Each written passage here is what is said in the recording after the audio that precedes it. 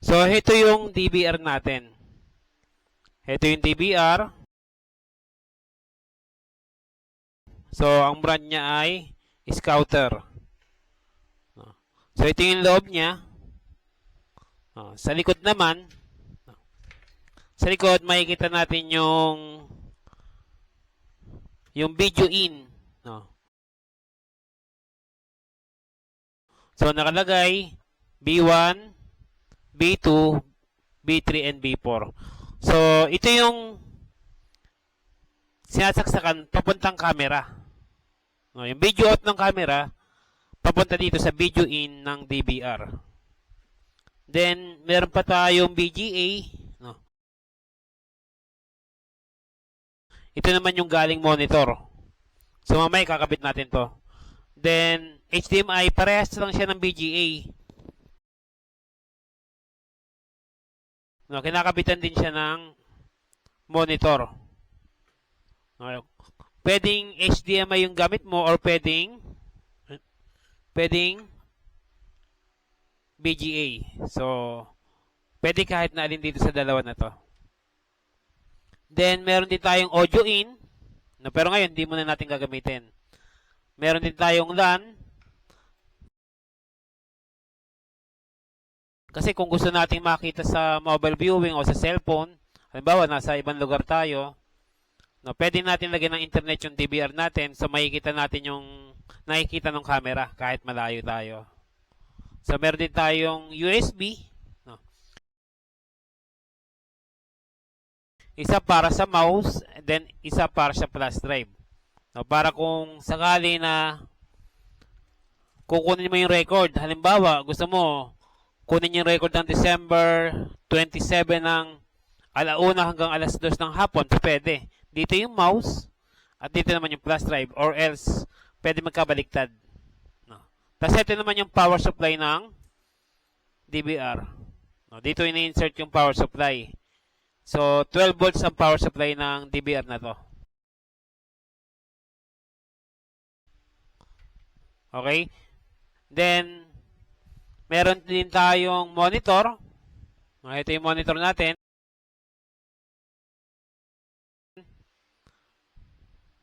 Meron din tayong CCTV camera. Ito yung CCTV camera natin. So, ito ay bullet type na CCTV camera. Yung CCTV camera natin, meron siyang power supply. So, ito yung power supply niya. Dito, ini-insert yung power supply. So, ito ay female DC connector. So, ang insert natin dito, syempre, yung male DC connector. Then, meron tayong BNC connector. Male BNC connector.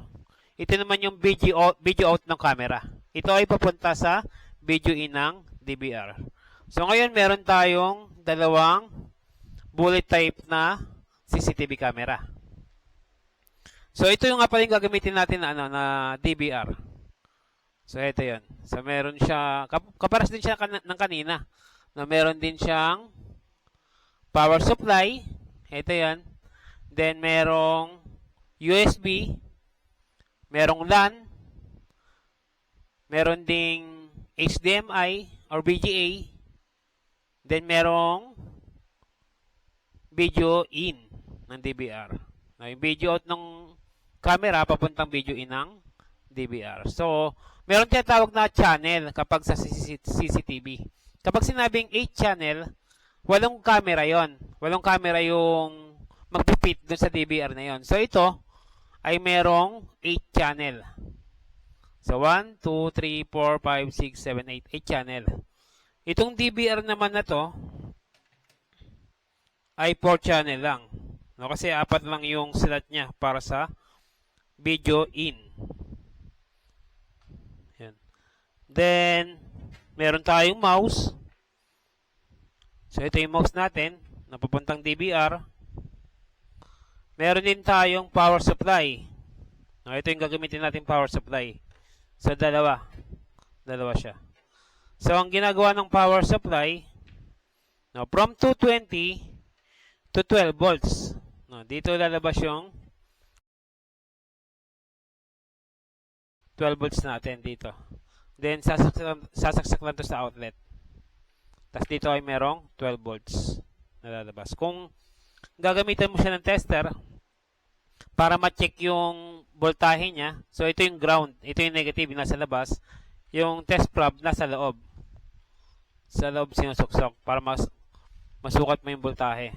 Siyempre, nasa ano ka, DC voltmeter. Then, meron pa tayong isang klase ng power supply. Ito naman. So, sasaksak lang natin to sa outlet. Then, dito ang out niya. Ayan. So, sasaksak mo to sa outlet. Dito yung 12 volts out. Tapos, meron pa tayong splitter. So, 1, 2, 3, 4, 5. No. So, ito ay 5-way splitter. So, 5-way splitter. Ibig sabihin, kung itong power supply natin, susuplayan mo to, no, itong pinaka-main, itong 5 na to, magkakaroon ng 12 volts. So, pwede mo supplyan 5 camera. No. Okay, ano pa? So, okay. Meron din tayong cable na ginagamit sa CCTV. Ito ay Cat6. No, Cat6. So, meron tayong mga connector. So, meron tayong BNC connector, female.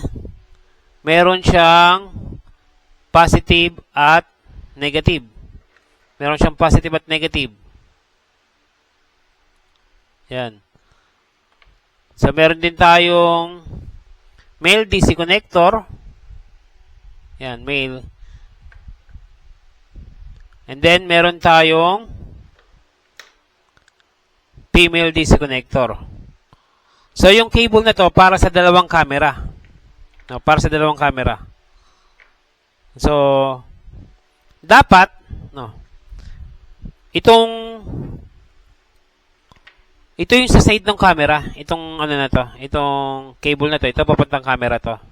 No. So, ito yung BNC connector, o bayonet nail concealment. Yan. Meron siyang positive at negative. No. So, ito yung papunta sa isang camera. So, orange yung kanyang positive, white-orange yung kanyang negative. Ngayon, kung titingnan naman natin sa kabilang dulo, no, ganun din dapat. Ganun din dapat yung kulay niya. So, positive dun sa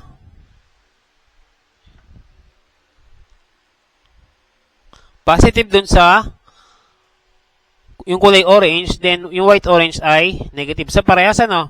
Parehas BNC, parehas ng kulay. Kung ano yung sa kabila yung positive, ganun din yung kulay dun sa kabila. So, positive dito ay orange, dun sa kabilang dulo ay orange din ang positive. So, tingnan naman natin dun sa kabilang BNC ulit. Kasi, pandalawang camera nga to. So, dito naman, so, kung mapapansin nyo, yung blue niya ang positive. Tapos, yung white blue, yung kanyang negative.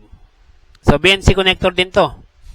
So, dun sa kabila naman, kabilang dulo, ng BNC connector, yung kanyang blue ay positive din. Na, kung mapapansin nyo, positive din. Then, yung negative niya ay white-blue. Yan. So, BNC connector din yan. So, dito tayo ulit sa kabilang dulo, yung sa side ng camera. Bakit ko nasabing sa side ng camera? Kung mapapansin nyo kanina, ito ay male. No, male. So, yung sa camera natin, ang kanyang cable ay, ang kanyang DC connector ay female. So, dapat, isang male, isang female para mag-fit. No, so, ito ay papuntang camera. So, ito, ang positive niya ay white-blue, tapos blue yung negative. Tingnan natin sa kabilang side. Dito sa kabilang side naman, Ang positive ay white blue, tapos blue yung, green. Green, tingnan natin dito.